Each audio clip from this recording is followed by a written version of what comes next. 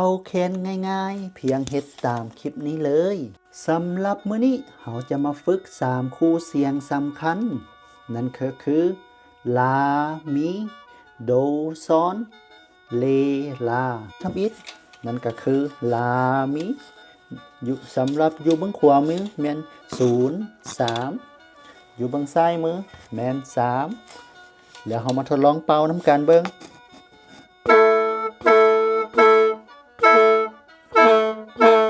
คู่ที่2สำคัญแม่นอยู่เบื้องขวามือแม่นลูกที่1อยู่เบื้องซ้ายมือแม่น0และ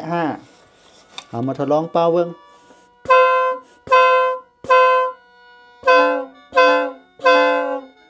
นั่นก็คือโดซอนเสียงสุดท้ายแม่นคือเลลาอยู่เบื้องขวาแม่น3และ5โดย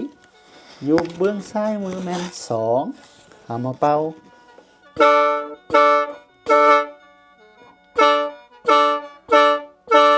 เห็นไหมบ่เสียงเป็นเอกลักษณ์อยู่เบื้องขวามือแม่น0 3เบื้องซ้ายมือแม่น3โดยใช้คำว่า to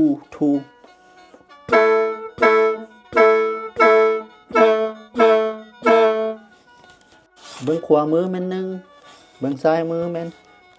0กับ5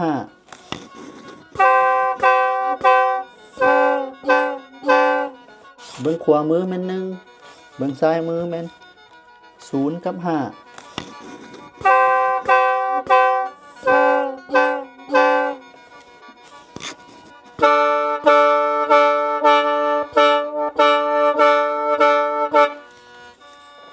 เห็นแล้วแม่นบ่ว่าการเป่าแคนเป็นเรื่องที่ง่ายหลาย